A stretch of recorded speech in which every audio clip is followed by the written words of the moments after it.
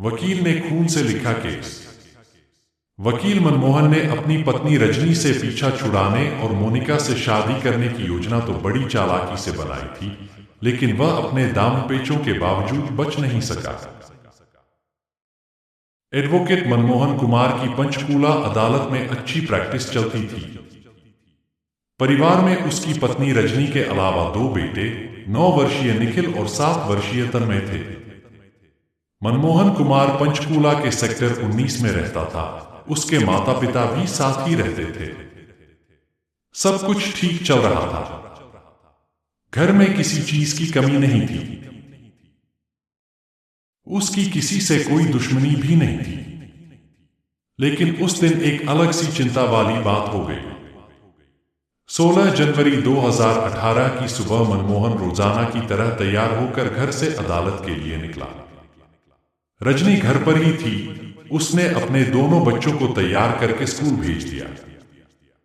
बड़े बेटे ने कहा था कि आज वह पनीर की सब्जी खाएगा, तो रजनी ने भी पलट कर कह दिया था कि वह उसकी मनपसंद सब्जी बनाकर रखेगी। लेकिन दोपहर बाद 2:45 बजे जब बच्चे स्कूल से घर लौटे तो उनकी मां घर पर नहीं थी। बच्चों के दादा ने उनसे कहा कि रजनी बाजार गई होगी, थोड़ी देर में लौट आएगी। 1 घंटे बाद मनमोहन ने घर पर फोन करके पत्नी के बारे में पूछा। पता चला कि रजनी अभी तक वापस नहीं लौटी थी। यह जानने के बाद वह अपना काम छोड़कर लौट आया। उसने इस बारे में पहले पिता से बात की, फिर कई जगह फोन करने के अलावा यहां वहां पत्नी की तलाश की, लेकिन रजनी के बारे में कहीं कोई जानकारी नहीं मिली। अंततः मनमोहन ने रात में थाना सेक्टर 20 जाकर अपनी पत्नी की गुमशुदगी की रिपोर्ट दर्ज करवा दी। वह बहुत ज्यादा परेशान नजर आ रहा था। बात बात पर उसकी आंखें भर आती थीं। शिकायत एक वकील की ओर से की गई थी। पुलिस ने तुरंत मामला दर्ज कर गुमशुदा की फोटो फ्लैश करके कार्रवाई शुरू कर दी। रजनी की तलाश में तमाम संभावित जगहों पर पुलिस पार्टियां भेज दी गई थी। पुलिस ने भागदौड़ में कोई कसर नहीं छोड़ी थी।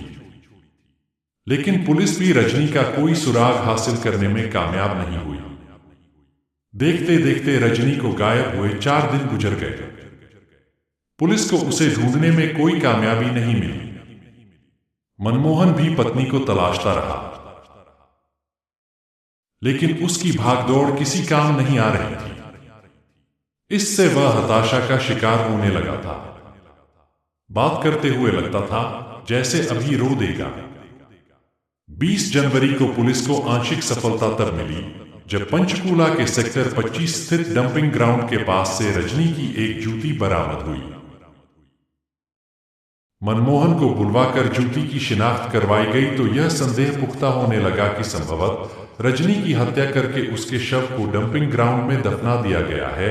आनंदफानन में पंचकूला पुलिस की एक टीम और फोरेंसिक टीम ने वहां संभावित जगह की खुदाई करवानी शुरू कर दी। यह खुदाई शिकायतकर्ता मनमोहन के सामने ही शुरू की गई। अपने कुछ कनिष्ठ अधिकारियों के साथ पंचकूला के डीसीपी मनवीर सिंह भी मौके पर मौजूद रहे। खुदाई के लिए जेसीबी मशीन लाई गई थी। 3 फुट गहरी खुदाई होने पर कपड़े में लपेटकर दबाया गया एक शव दिखाई दिया। सबको लगा कि वह शव वकील मनमोहन की गुमशुदा बीवी रजनी का होगा।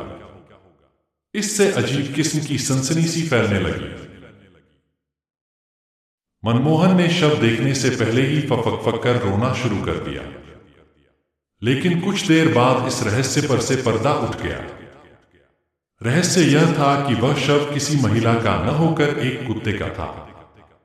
इस बात से वहां सनसनी में और इजाफा हो गया।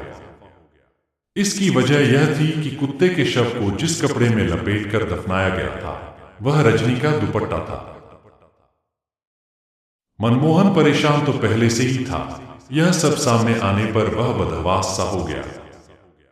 पहले तो वह फूट फूट कर रोया, फिर चीख चीख कर कहने लगा कि किसी ने षड्यंत्र रचकर उसकी रजनी को गायब कर दिया है।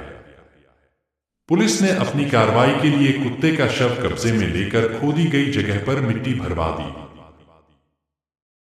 ये इस कहानी का पार्ट 1 है। पार्ट 2 देखने के लिए मेरे चैनल को सब्सक्राइब जरूर करें और कमेंट में पार्ट 2 जरूर लिखें। धन्यवाद।